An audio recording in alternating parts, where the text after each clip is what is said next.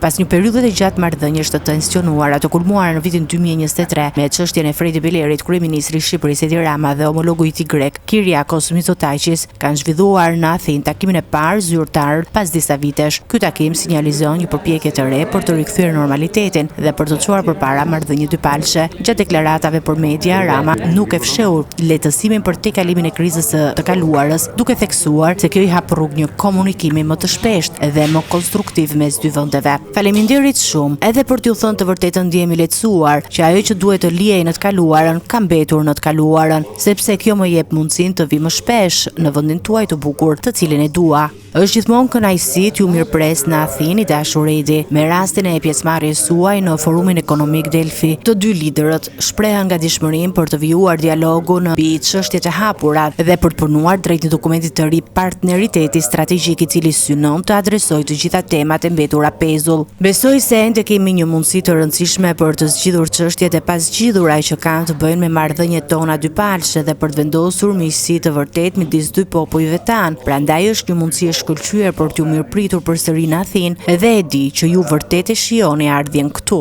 Ndërkohë, dua t'ju falenderoj sinqerisht për mbështetjen, e vlerësojmë shumë dhe po, jemi shumë të etur të vazhdojmë dhe të përfundojmë atë për të cilën kemi rënë dakord së bashku, një dokument të guximshëm, partneriteti strategjik, ku të gjitha çështjet adresohen dhe nuk ka më çështje të pasgjidhura midis nesh, ndërsa duam të bashkohemi me Bashkimin Evropian dhe ta bëjmë këtë rajon shumë të rëndësishëm edhe në këtë nivel. Një nga temat kryesore diskutimi ishte dhe rrugtimi i Shqipërisë drejt Bashkimit Evropian, ku Mitsotakis rikonfirmoi mbështetjen e Greqisë për procesin e integrimit. Ai vlerësoi përparimin e bërë dhe theksoi se bashkëpunimi mes dy vendeve mbetet kyç për stabilizimin dhe zhvillimin e rajonit. Takimi u zhvillua në një atmosferë të çliruar, ku nuk munguan edhe momentet informale. Rama kërkoi ndjesë për veshje jo formale, ndërsa Mitsotakis e vlerësoi stilin e tij duke e cilësuar si një element dallues.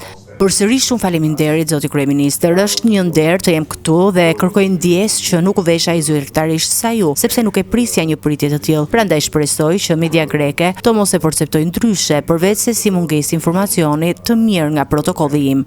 E dim që je gjithmonë shumë kreativ në mënyrën se si vishesh dhe kjo na pëlqen. Ky komunikim më i hapur dhe miqësor shihet si një sinjal pozitiv për një fazë të re të marrëdhënieve shqiptaro-greke.